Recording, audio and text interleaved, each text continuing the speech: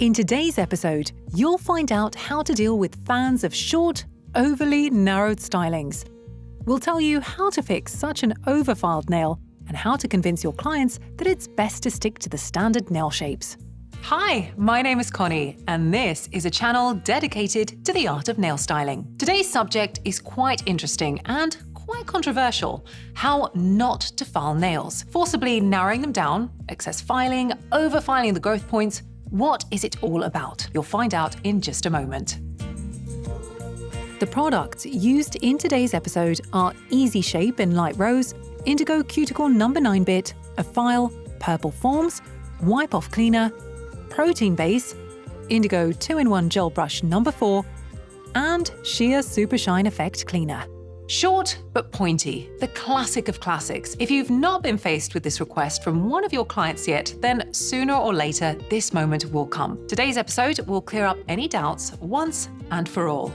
There is no such option as short but pointy. If your client is asking you for this shape, please send them a link to this episode. With the utmost respect and understanding of your client's wishes, short and pointy is not a viable option for a nail shape. On one nail, we can see a beautiful, perfectly constructed oval. The styling is in proportion and, most importantly, it's safe. Next to it, in all its glory, are favoured by some stubborn clients' short but pointy one. We can see straight away how unnaturally narrow this nail is. Disregarding the aesthetic aspects, we must remember that this kind of styling is devoid of a proper tunnel, which is responsible for the stability and flexibility of the nail in case of any bumps. Where did this fashion for short and pointy nails come from? From the blind pursuit of perfection. Many women are not big fans of their own nail plate, deeming it too wide.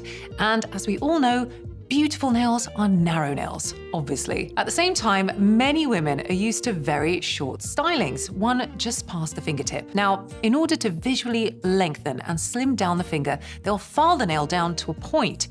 But as we know, to achieve a nice point, our famous almond shape, we need a little bit of length. And here lies the problem. Or rather the situation in which we must explain to our clients that what they are asking for will not be aesthetically pleasing or structurally sound. Looking from the side, we can see that we're missing a whole edge here. The nail has overfiled sides and it's cut into an unnatural point. The side edge of the nail should come out straight from the growth point and only then curve into an arch. Here, the tunnel is very flat, which leaves a minimal amount of product on the sides, and the nail can easily crack in the stress zone.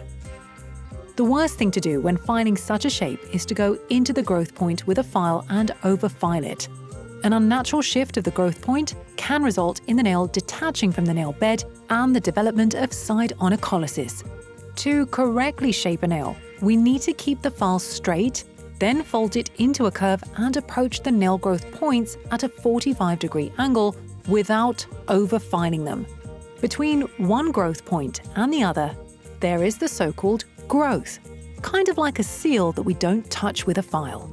So, what do we do when a client walks in and, as we know, the client is always right? We present our point of view, a good styling, a professional one. So, the kind the client came in for is first and foremost a safe and durable styling. We can't create a shape which will weaken the growth point. A job well done doesn't impact the growth points and doesn't weaken the durability, and mechanical damage resistance of the nail and a short and pointy shape would do just that. Therefore, we cannot execute such a shape, not because of our whims, but because of our work ethic. Now, if our client doesn't understand this, and they have a right to do so because they don't have to know anything about proper nail structure, we simply have to explain it to them. We need to help them understand that it's not possible to create a slim, pointy, and short nail all at the same time.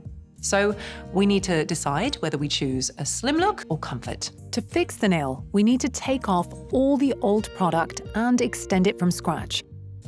We shorten this not particularly pretty point and gently remove the gel mass.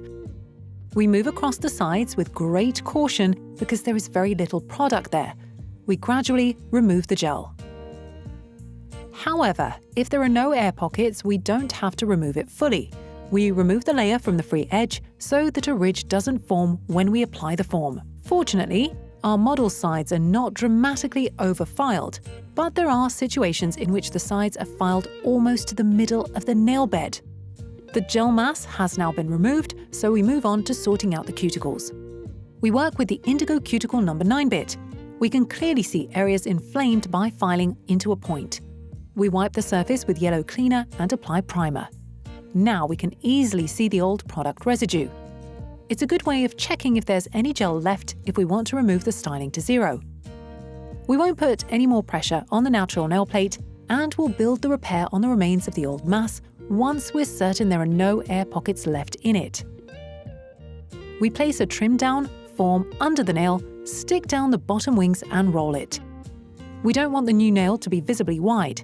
We can roll the form in a way that will create a slim silhouette without compromising the side edges. If a client insists on a short point despite all of this theory, I think it's wiser to forego the appointment than to create something that goes against our work ethic.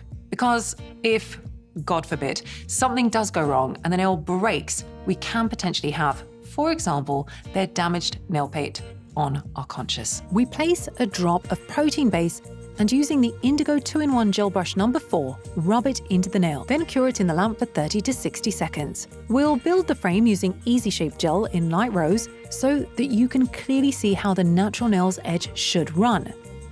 First of all, the edge should be straight, not slanted. See how easily we can mess up at this stage by forming it into a point. Now we'll show you how to do it correctly. We place the product so it runs straight along the line of the natural nail's edge and only at the end curve into a gentle arch. It's important that the nail has a proper tunnel, so we place the product on the form with great care.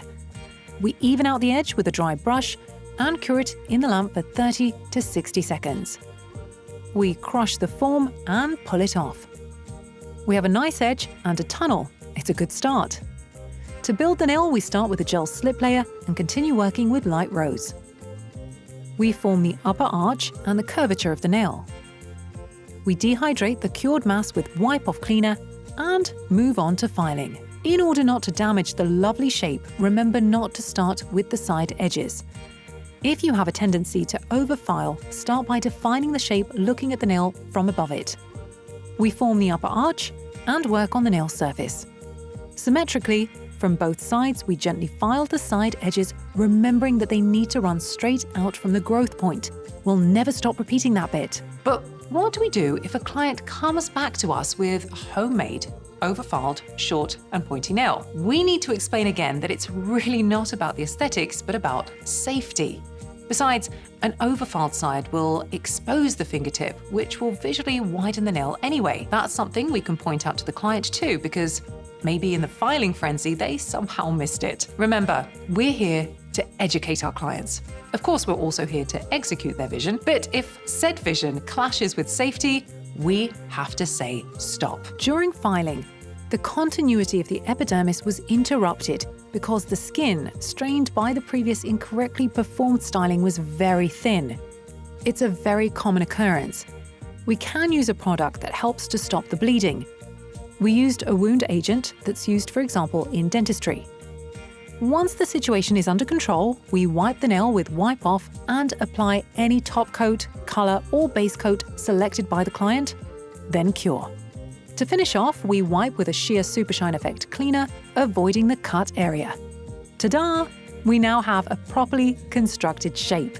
We have the side edges, we have a tunnel, and the nail is no longer flat, but sports a beautiful arch, which is a guarantee of our stable construction. And that's the end of our episode. Let us know in the comments below if you've ever had to deal with short but pointy nails.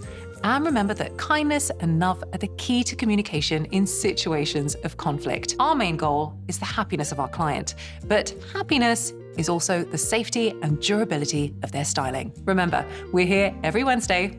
See you soon.